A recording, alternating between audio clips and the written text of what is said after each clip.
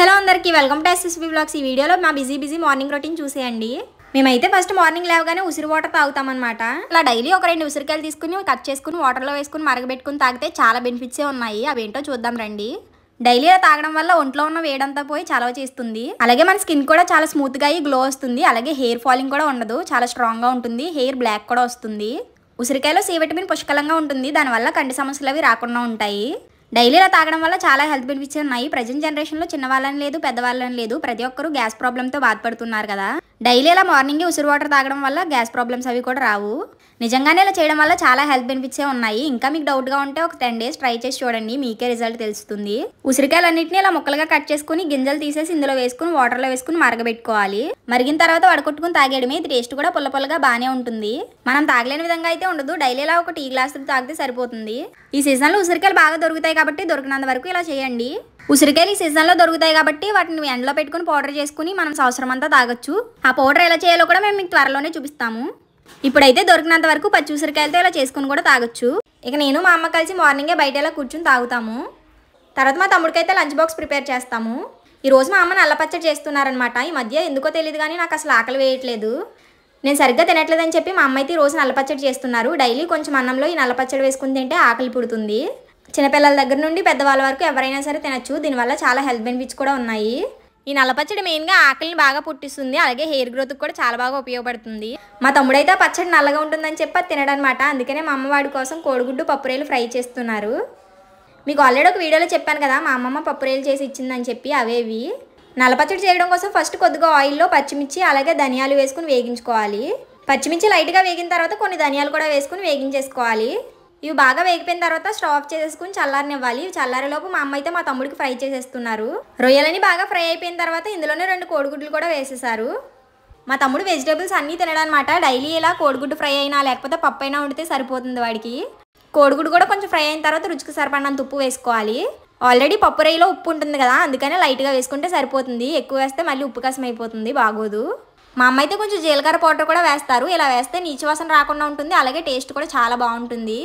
ఇలా చేసి పెడితే మా తమ్ముడు అయితే మాత్రం చాలా ఇష్టంగా తింటాడు, నాకు కూడా చాలా ఇష్టం। మీలో ఎంతమందికి ఇలా తినడం అంటే ఇష్టమో కామెంట్ సెక్షన్లో కామెంట్ చేయండి, చాలా బాగుంటుంది।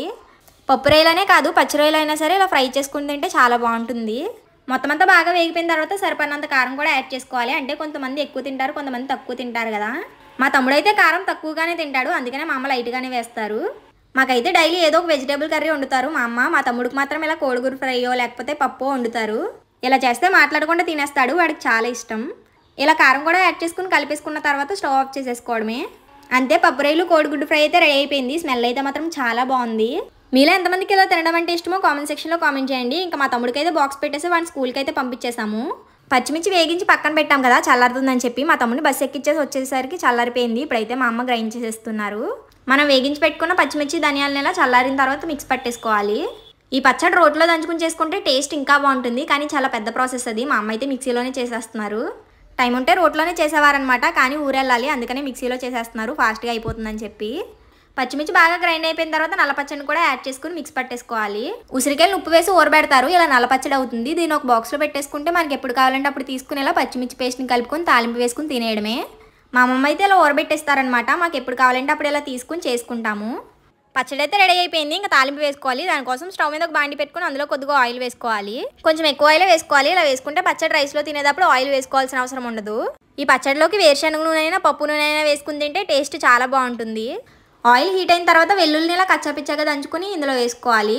వెల్లుల్లి ఇలా ఎక్కువ దంచుకుని వేసుకుంటే ముద్దకి తగులుతూ చాలా బాగుంటుంది టేస్ట్। వెల్లుల్లి వేగిపోయిన తర్వాత లైట్గా మెంతులు యాడ్ చేసుకోండి, ఎక్కువ వేయద్దు చేదొచ్చేస్తుంది, లైట్గా వేస్తే టేస్ట్ బాగుంటుంది। మెంతులు కూడా వేసుకుని వేగించేసుకున్న తర్వాత ఇందులో కొద్దిగా జీలకర్ర ఆవాలు ఎండుమిర్చి కూడా వేసుకోవాలి। ఇలా మొత్తం అన్నింటినీ బాగా వేగించేసుకోవాలి। ఇవన్నీ బాగా వేగిపోయిన తర్వాత మనం రెడీ చేసి పెట్టుకున్న నల్ల పచ్చడి ఉంది కదా, దాన్ని ఇందులో వేసేసుకుని కలిపేసుకోవాలి। ఈ పచ్చడి టేస్ట్ బాగుంటుంది, అలాగే మన హెల్త్కి కూడా చాలా మంచిది। మొత్తం తాలింపంతా పచ్చడిలో కలిసేలాగా ఇలా కలుపుకోవాలి। ఆల్రెడీ ఉసిరికాయలు నూనెబెట్టి నల్ల పచ్చడి చేసేటప్పుడు అందులో ఉప్పు వేస్తారు కదా, అందుకనే మనం ఇందులో ఉప్పు వేసుకోవాల్సిన అవసరం లేదు। అంతే నల్ల పచ్చడి అయితే రెడీ అయిపోయింది। ఇంకా మా అమ్మ రోజు కర్రీ ఏం చేయలేదన్నమాట, ఈ నల్ల పచ్చడితోనే తినేస్తాము। రేపు శుక్రవారం కదా, అందుకని ఇల్లంతా క్లీన్ చేసుకుని మాప్ పెట్టుకుంటున్నాము, అలాగే బయట కూడా కడగాలి। మీకు చాలా వీడియోస్లో చూపించాను కదా, కింద అయితే చాలా పెద్ద వరండా ఉండేది, పైన అయితే అంత లేదు, కొంచెమే। కింద ఉన్నప్పుడు బయట కడగాలి అంటే ఒక పెద్ద పనిలా ఉండేది, పైన అయితే మాత్రం బయట కడుక్కోవడానికి చాలా ఈజీగానే ఉంది। ఇల్లంతా దులుపుకుని తుడుచుకొచ్చేసిన తర్వాత నేనైతే మాప్ పెట్టేస్తున్నాను. మా అమ్మ అయితే బట్టలు ఉతుకుతున్నారు. బెడ్షీట్స్ అవన్నీ కూడా తీసేసాము. ప్రతి గురువారం ఇలా మొత్తం అంతా క్లీన్ చేసుకుంటాం అనమాట, ఫ్రైడే పూజ చేసుకోవడానికి. ఇక మా తమ్ముడు స్కూల్కి వెళ్ళిపోయిన దగ్గర నుండి స్టార్ట్ చేస్తాము, మా అమ్మ నేను కలిసి. మా తమ్ముడు డైలీ 8:30కి స్కూల్కి వెళ్తాడు. మా పని అంతా 10 కల్లా అయిపోతుంది. ఈ రోజు ఇంకొంచెం ఎక్కువ ఉంది కదా, ఇల్లవి మాప్ పెట్టడం వల్ల 11 అయిపోయింది. తర్వాత మేము అందరం కలిసి నల్లపచ్చడి వేసుకుని భోజనం అయితే చేసేసాము. డైలీ ఏం కర్రీ కూడా అవసరం లేదు, నల్లపచ్చడి వేసుకునే తినేయాలనిపించింది. అంత బాగుంది, నిజంగా టేస్ట్ చాలా బాగుంది. భోజనం అయిపోయిన తర్వాత ఊరు వెళ్ళాలని చెప్పాను కదా, మా రూపాన్ని షాప్ పెట్టుకున్నాడు అనమాట. జ్యూసెస్ ఫ్రూట్స్ షాప్ పెట్టుకున్నాడు. అందుకని మేము ఇక్కడికి వచ్చాము. ప్లీజ్ వీడియోని లైక్ చేయండి. మీరు లైక్ చేయడం వల్ల వీడియో మరికొందరు చేరుతుంది, మీరు మమ్మల్ని సపోర్ట్ చేసిన వాళ్ళు అవుతారు. అలాగే మన ఛానల్ని సబ్స్క్రైబ్ చేసి పక్కన ఉన్న బెల్ ఐకాన్ క్లిక్ చేయండి. అలా చేయడం వల్ల మేము పెట్టిన ప్రతి వీడియో మీకు నోటిఫికేషన్ రూపంలో వస్తుంది. Bye guys, హకునా matata.